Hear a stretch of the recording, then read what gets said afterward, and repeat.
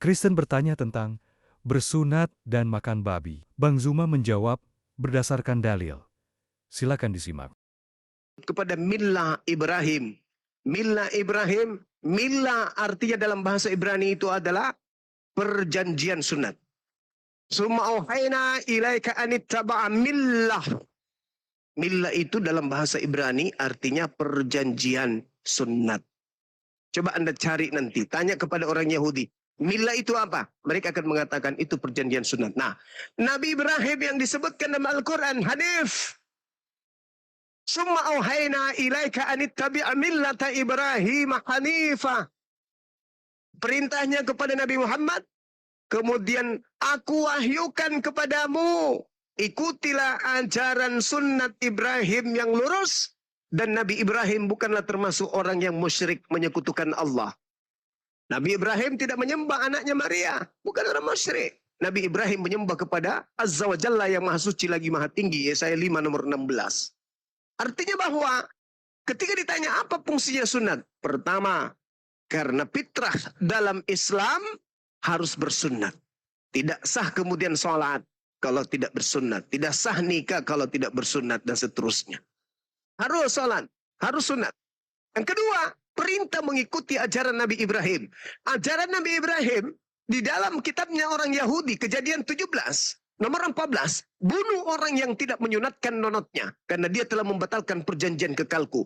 Nomor 6, nomor 7 dari Kejadian 17, perjanjian kekalku adalah engkau, wahai Abraham, anak-anakmu, dan juga keturunanmu secara turun-temurun akan disunatkan kulubnya. Itulah perjanjian kekalku antara kau dan anakmu dan keturunanmu turun-temurun. Nabi Muhammad termasuk keturunan Nabi Ibrahim alaihissalam. Maka turun-temurun dari Nabi Muhammad mengajarkan kami yang bukan keturunan Abraham, yaitu mengajarkan Islam. Apa Islam itu? Harus tunduk kepada perintah Tuhan. Apa perintah Tuhan? Perintahnya mengikuti millah Abraham. Pemilah Abraham, perjanjian sunat kulub. Jelas itu. Nah, kemudian yang ketiga fungsinya adalah kesehatan. Kalau tidak sunat bang, bau pesing. Bau pesing bang, kalau nggak sunat. Itu fungsinya. Nah, terlepas dari fungsi ini, terlepas daripada manfaat ini, umat Islam bersunat karena perintah.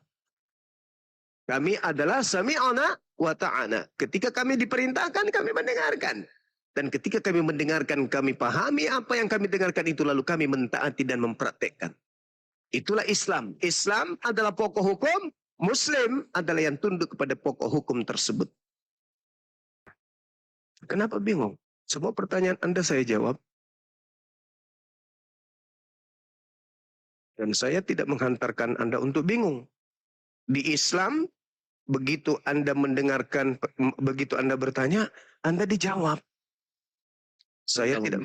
Kamu bilang makan babi, makan babi akan dibakar. Itu dalil. Sedangkan kami semuanya makan itu cuma, ini jujur aja, semuanya makan itu cuma. Loh, berarti siap-siap aja dibakar, Bung. Ini dalil. Kecuali Anda tidak percaya kepada dalil. Lalu kalau Anda tidak percaya kepada dalil kitab, lalu mau percaya kepada siapa? Makanya di dalam Al-Quran itu, dikatakan dalam Al-Quran kepada manusia, makanlah apa yang baik yang ada di bumi. Al-Quran surah Al-Baqarah ayat 168. Al-Quran mengatakan itu. Bahwasanya kami umat Islam diperintahkan, makanlah makanan yang baik yang berasal dari bumi. Jangan kau makan yang haram. Ya ayuhan nas, wahai seluruh manusia. Ini seruan kepada Anda juga. Karena Anda manusia. Tidak dikatakan, ya ayyuhalladzina amanu, wahai orang-orang yang beriman. Enggak. Tapi seluruh manusia diajarkan, diseru dalam Al-Quran. Ya ayyuhan nas, kulu mimma fil ardi halalan tayyiban. Wala tattabi'u khutuwati syaitan. Innahu lakum aduwwum mubin. Ya ayuhan nas, wahai seluruh manusia, kulu, makan mimma fil ardi. Apa yang baik, apa yang halal yang terdapat di bumi, halalan thayyibah, halal dan baik, makan. Wala tattabi'u khutuwatis syaitan, dan janganlah kamu mengikuti langkah-langkah syaitan. Syaitan itu mengajarkan memakan apa yang dilarang oleh Tuhan. Innahu lakum aduwwum mubin. Sesungguhnya syaitan itu adalah musuh yang nyata bagimu. Kenapa kau mengikuti musuhmu? Tuhan yang menciptakanmu mengatakan jangan kau makan babi, itu haram bagimu. Imamat 11 nomor 7. Apakah iblis pun datang? Hei saudara, apa iblis? Jangan kau makan babi, itu haram bagimu. Itu bukan iblis. Itu Tuhan itu.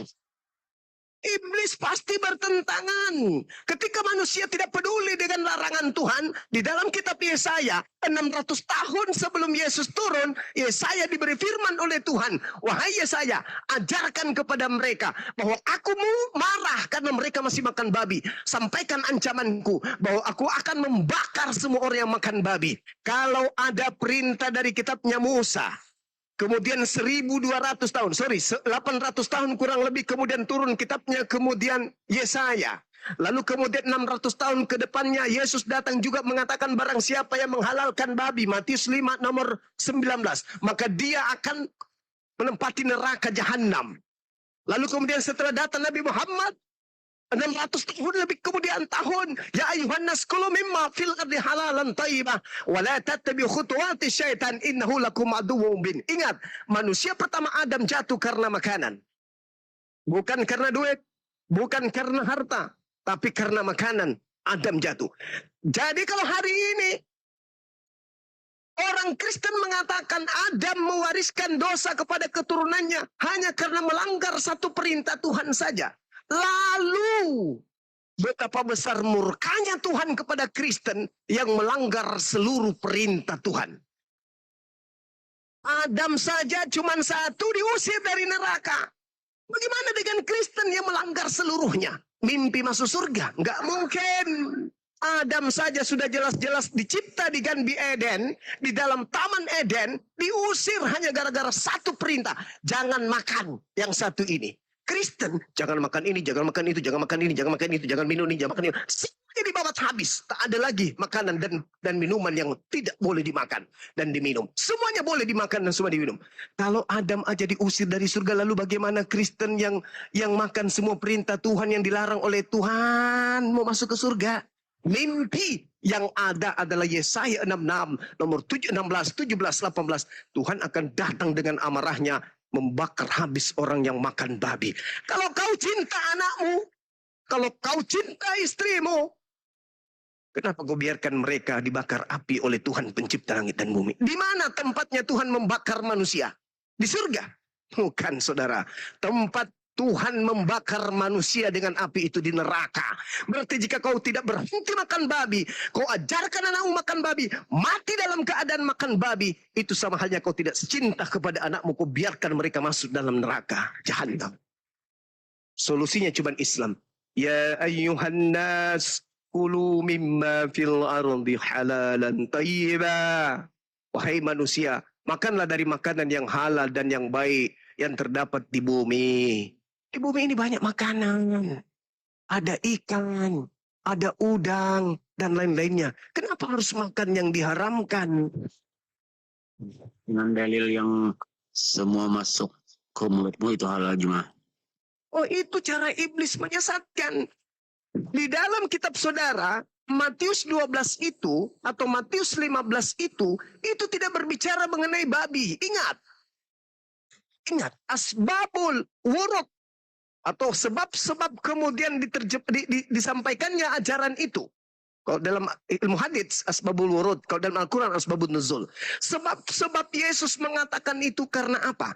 Karena muridnya ditegur makan tanpa cuci tangan. Bukan karena babi. Andai saja orang-orang Farisi bertanya atau ahli Taurat bertanya, "Hei Yesus, kenapa kau biarkan muridmu makan babi?" Lantas kemudian Yesus mengatakan, bukan yang masuk ke dalam mulut itu yang menajiskan, tapi yang keluar. Itu berarti Yesus menghalalkan babi. Tapi orang-orang ada pada saat itu bertanya, wahai Yesus, kenapa kau biarkan muridmu makan tanpa cuci tangan? Artinya, tanpa cuci tangan yang dimaksud itu, tangannya masih berkuman, tangannya kotor, ada bakteri, ada virus. Kenapa dia tidak cuci dulu tangannya baru makan? Bukan karena ada babi, tapi karena ada kuman, virus. Maka Yesus mengatakan, bukannya masuk ke dalam mulut itu kotor, tetapi yang keluar dari mulut itu yang kotor. Pahami itu. Tapi lagi-lagi iblis datang mengatakan apa? Dengan demikian, dia telah menghalalkan segala makanan yang haram. Berat. Orang cuma cuci tangan dan tidak cuci tangan kok larinya ke babi. Memang dasar otak babi kan? Iblis. Iblis itu. Nggak ada makanan di situ. Di meja makanannya murid Yesus. Ada babi, ada anjing, ada biawak, ada padale, ada kongkong. Kemudian di situ ada dibakar semua tumis. Perkedel, semua perkedel babi ada semua di situ. Lantas kemudian orang-orang Yahudi. Hei Yesus, kenapa kau biarkan muridmu makan babi? Lalu Yesus mengatakan, bukan masuk ke dalam mulut yang bukan, itu cuma masalah cuci tangan, coy. Tapi karena kalian dasar rakus, neraka pun kalian tidak takut. Yang penting usus kalian itu terisi. Padahal ujung-ujungnya jadi tai. Melanggar perintah Tuhan demi tai, itulah Kristen. Masuk api neraka lebih dipilih demi tai, itulah Kristen. Orang zalim, sesalim-solimnya, itulah Kristen. Karena sudah diperintahkan jangan, hanya gara-gara supaya ada tai di dalam lambung, apa yang diharamkan pun dimakan. Dan sombong. Ini kan daging babi kan enak. Ya Allah, sombongnya di hadapan Tuhan, padahal ancaman sudah jelas. Tuhan akan datang membakar seluruh pemakan babi tanpa terkecuali. Tapi apa? Demi tai. Sombong. Makanya iblis lebih hebat daripada Kristen. Iblis masih mengakui Tuhan itu Tuhan atas perintahnya. Cuma satu yang dilanggar oleh iblis. Apa itu? Perintah untuk menghormat kepada Adam. Itu aja. Yang lainnya. Iblis tidak makan babi.